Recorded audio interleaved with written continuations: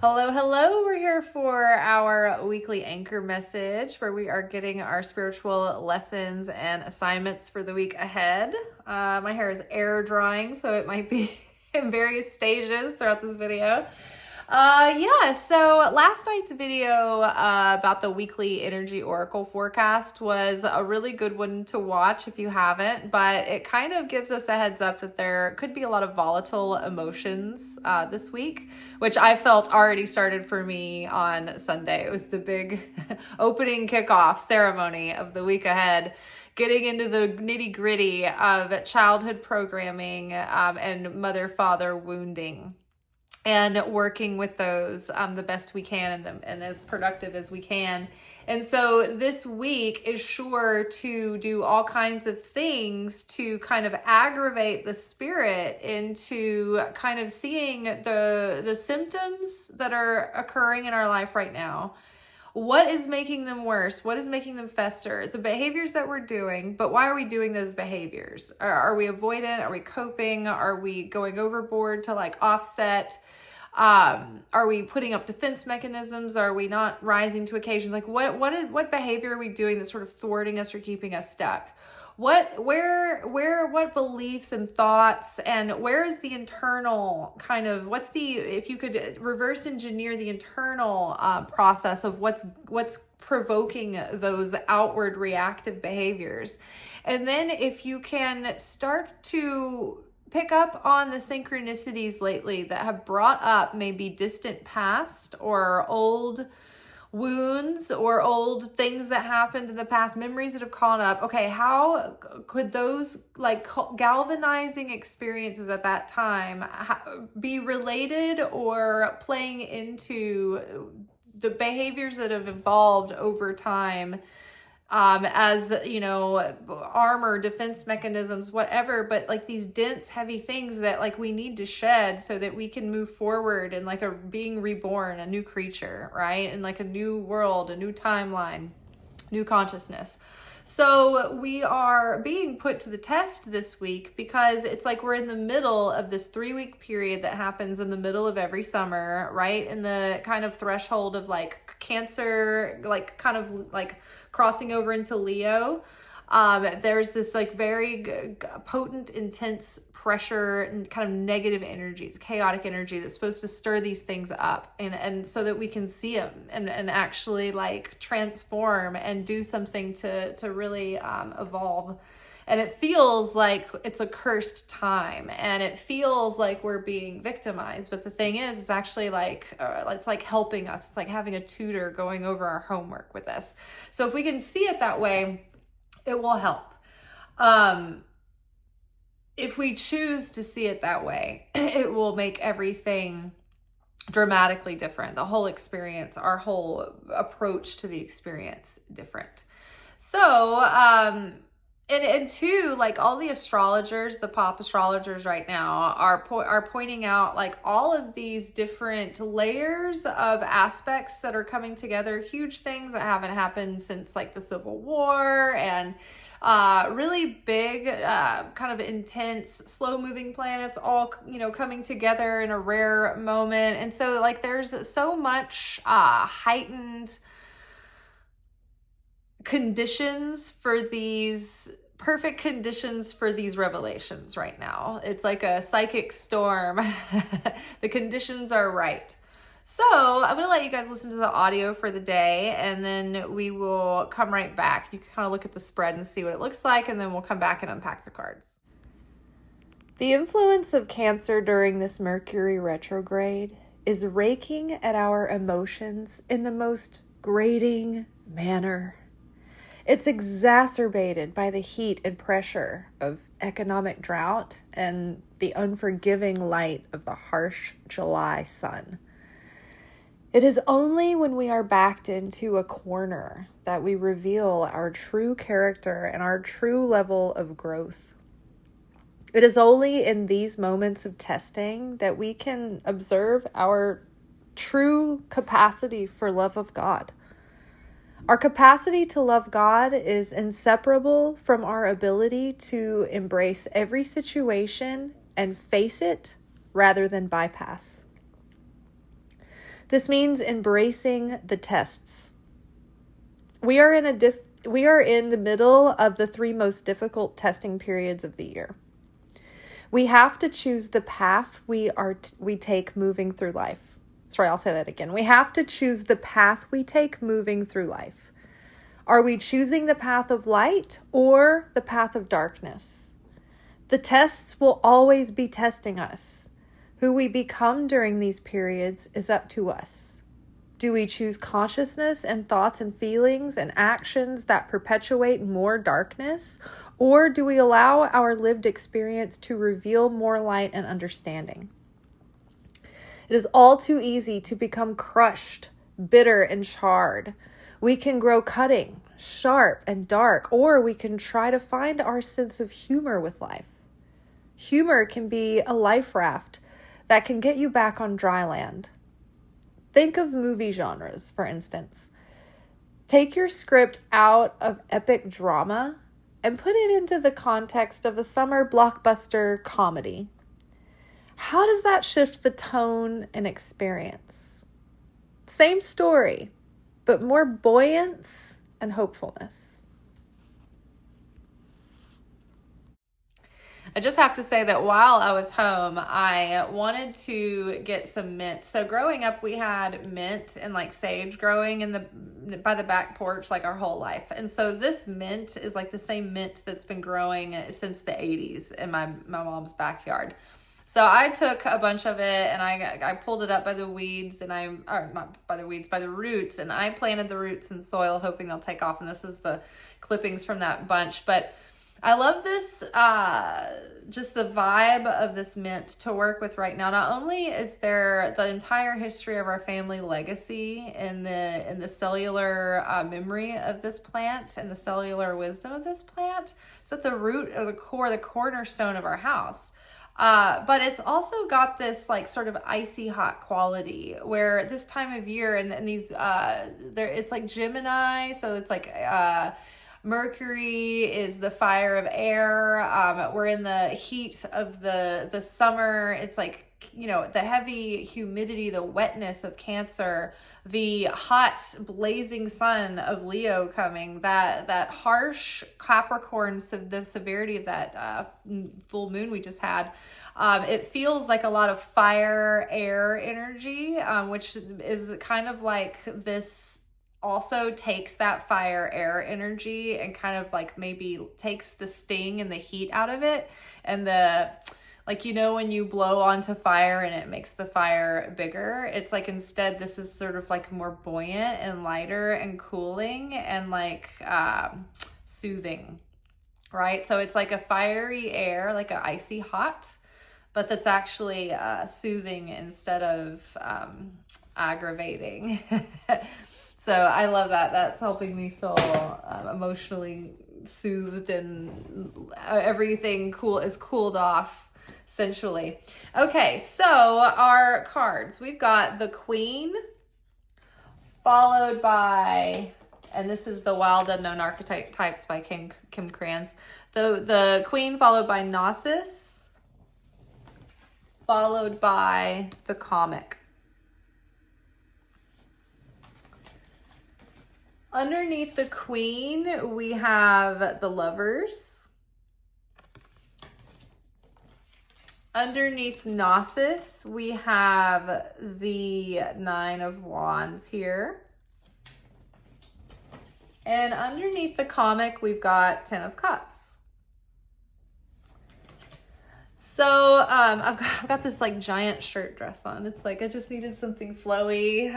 It's like hot. I was supposed to go into work, which I got a cut, and it was already after being closed like all weekend. But the cover count was so low. It was just like I can either go become reactive under the pressure of this influence of these 3 weeks, this testing period, or I can just lean in and decisively say, I'm going to utilize this day wisely and make the most of it instead of, trading my time for, less than it's, going to be worth anyway. And I'm not going to be afraid or in scarcity about it. I'm just going to be bold and choose it, right? Boldly. So I'm excited about spending there. And then all morning I kept seeing all these people posting stuff about like Halloween's coming soon, fall's coming soon. It's just like everybody's craving that like crisp, lush fall, wet wind storms, orange leaves, you know. It's just like but I'm not done with summer yet. It's just a moment of like it's just feels like such a relief to think about it and get excited for it. So I ended up, it was so bright and hot this morning, and then this afternoon it got kind of like cloudy and rainy for a while. So it felt like I manifested that little moment of reprieve, and it was nice. But it gave me the sort of like inner freedom to settle into some research for Substack, some work for Substack, some of the things that I've been meaning to tackle and things I've been working towards. So I'm excited. Okay, so the Queen card here is just that playing out. It's like this emotional stew that I actually, like yesterday, you know, there was the family events and stuff came up. And then this morning I was in the kind of the aftermath, that vulnerability hangover of having, you know, have things come up and stirred up. And so then, you know, you have these feelings and you're, you know, like observing the feelings, and you can feel yourself getting in a stew. And it's so funny, these cards, like they really reminded me of the choices that we have to make this week.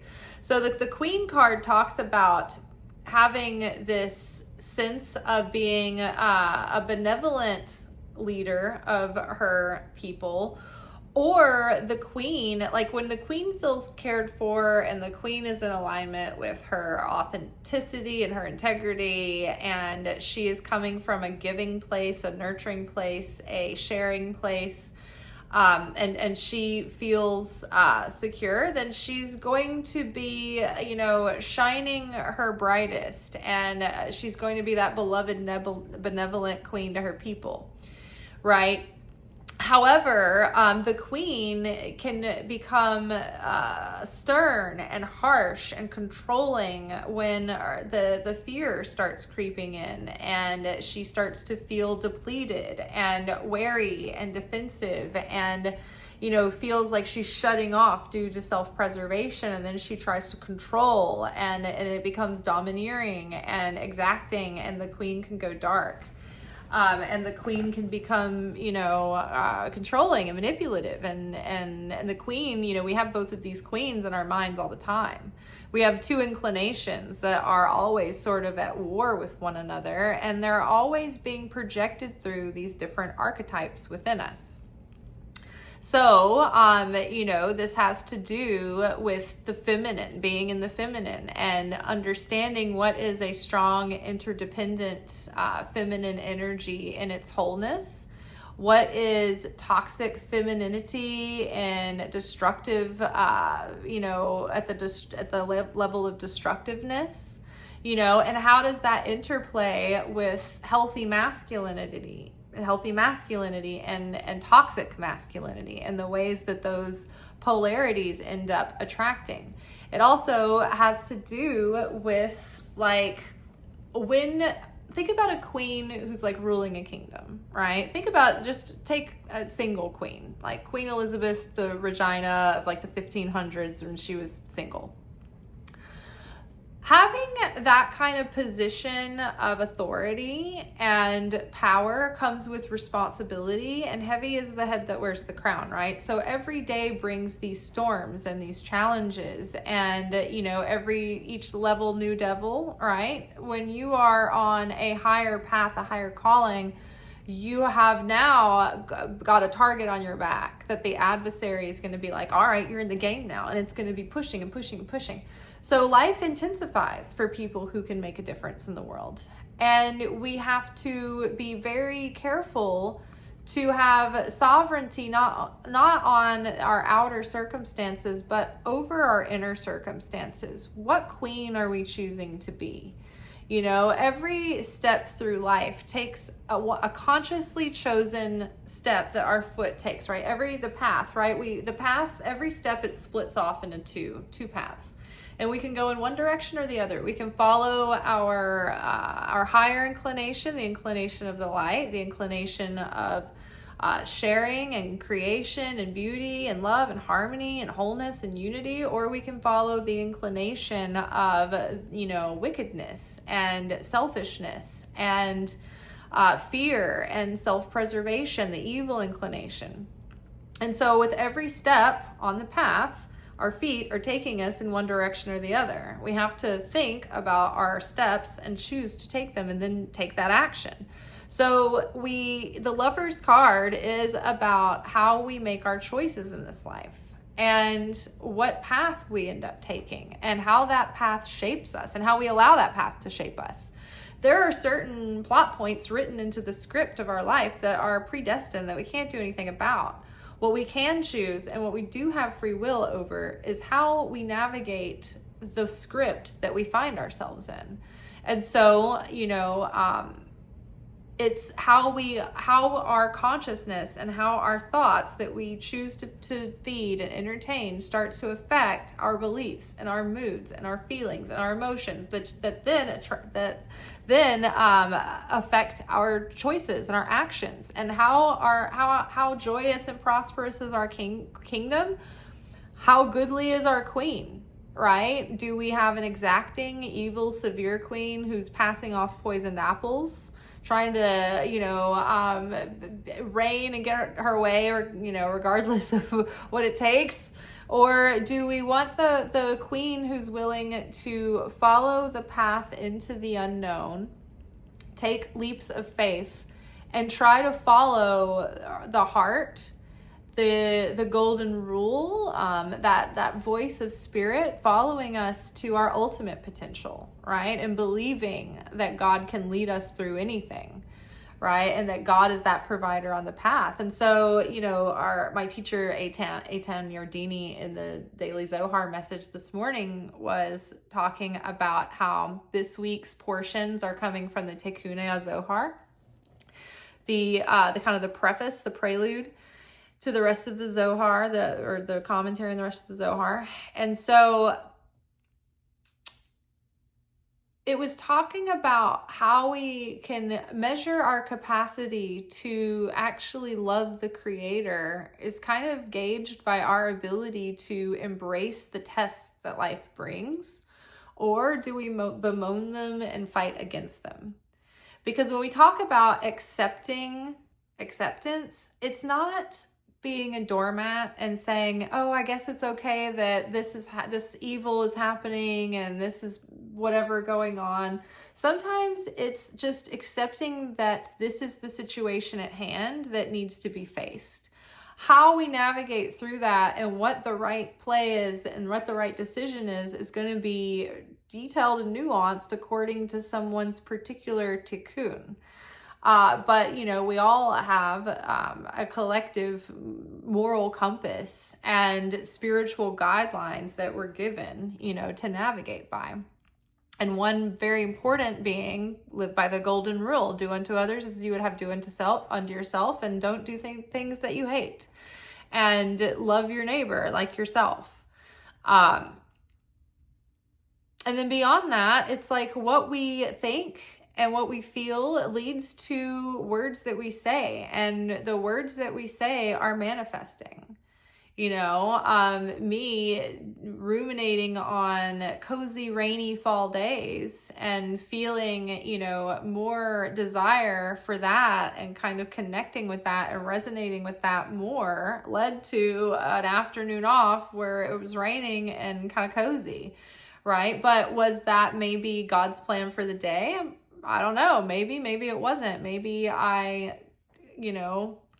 kind of was like, had a choice and I could go do this or I could go that path. And the way that I used my sparks of light and my ability to manifest my desires, it played out that way, so it's like we want to check in with that inner guidance, but also check our intentions, check our motives, check our agendas. Are we flexible? Can we see where we need to adjust ourselves on the path, right? Can we see when our out of control emotions or our very loud emotions can reflect back something that we need to take responsibility for within ourselves, right? Because on in the spiritual path, it's never about looking at others and seeing what they need to change and then wondering why it's so unfair that they're not changing. It's always it's freaking spiritual kung fu or like martial arts, because you really have to constantly train yourself and discipline and put yourself through the discomfort of like completely putting your attention on your own side of the street, and so it's easy to navigate in sunny weather. It's one thing when the path grows long and harsh, and you're under, very high pressure conditions, right? We don't really see who we truly are until we're backed into a corner, until we're put to the test, till, are we truly giving when we don't quite have enough? And we have to take that leap of faith to make that tithe when we know we're not making our monthly bills, and trusting what God tells us to do and doing that act of faith and act of sharing, even though it's uncomfortable, or do we just do it when it's easy? When the truth is hard to see, can we take that in and accept that feedback and then be changeable? Or are we too impressionable? Are we too worried about people pleasing that we are too open to the feedback, and then we're being steered in this way or the next because we're abandoning ourselves, right? So checking in this week, but letting all of those flare-ups in our emotions be little like the smoke detectors going off. Okay, all right, let's assess the situation here. Where's the smoke? Where's the fire? What is this telling me? And remember, from the beginning, we were like, don't do anything crazy or rash during this time, but take notes about where you feel like your spirit is calling you, and what you feel like you're being told, and what you feel like you're getting from within. But also, are you questioning and pushing back enough with yourself to say, am I just justifying what I already want to be true? Am I really leaning into the test? Right?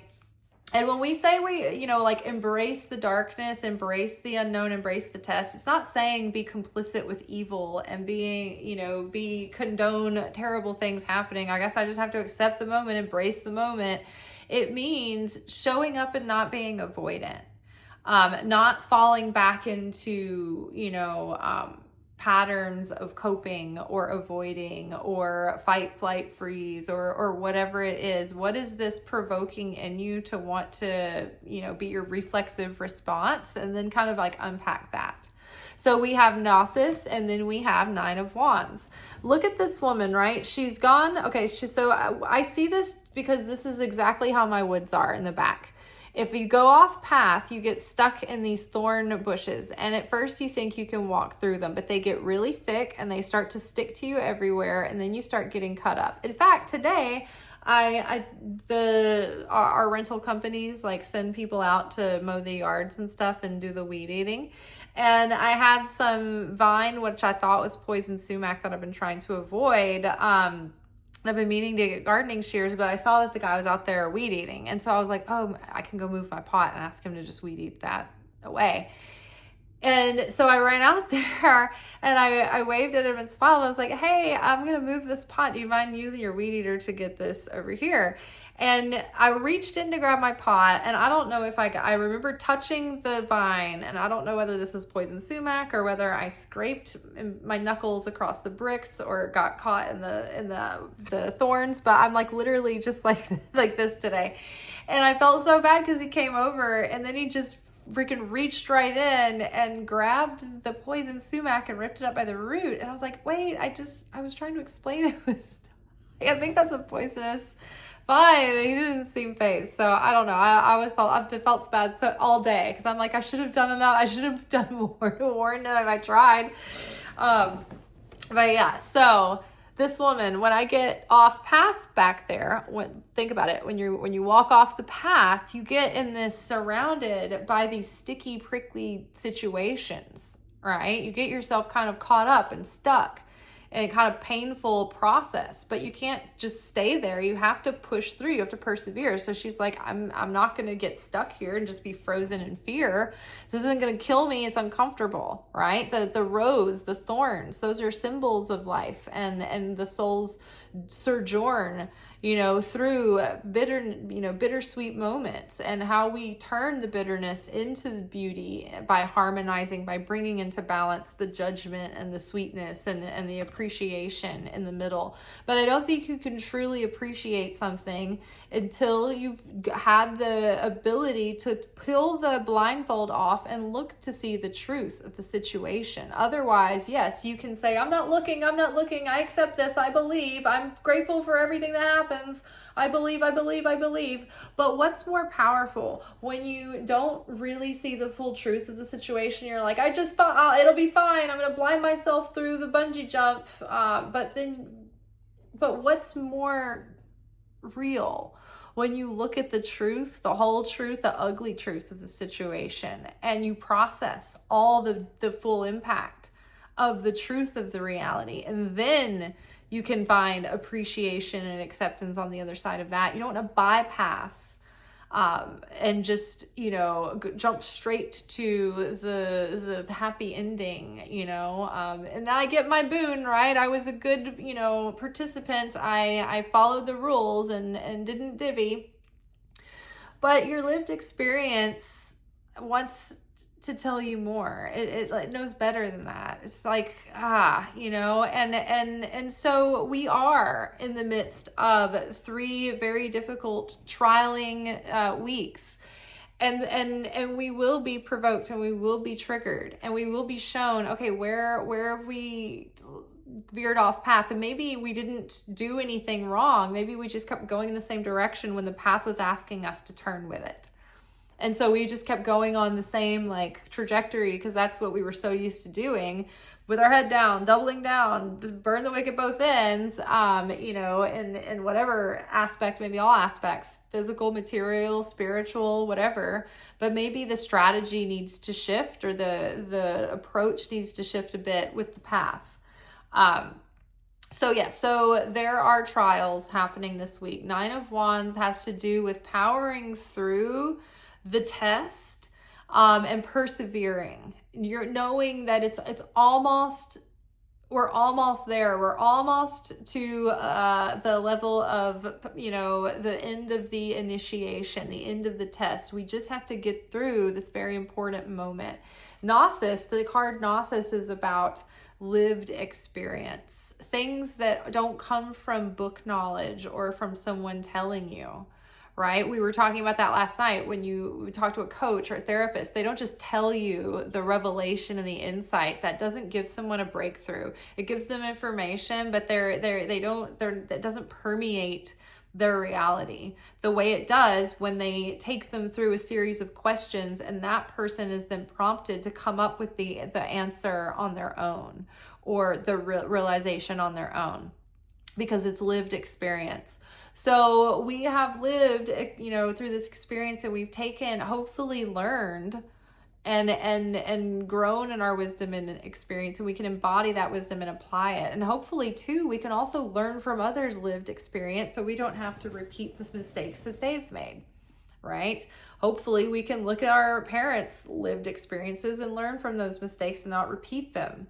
Hopefully that's what every generation is doing. So looking back at our history, looking back at our life, and drawing the wisdom that we need to from these lessons by revisiting them now, going through this fresh trial through July. And I think the key to getting through it with grace and buoyance is the comic.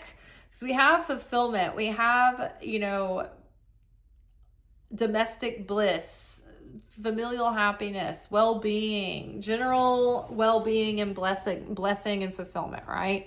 What's over it is the comic. What helps you from becoming that sour, severe, evil, dark queen is the ability to be able to laugh and to have fun and to celebrate and to have a sense of humor with life and life storms.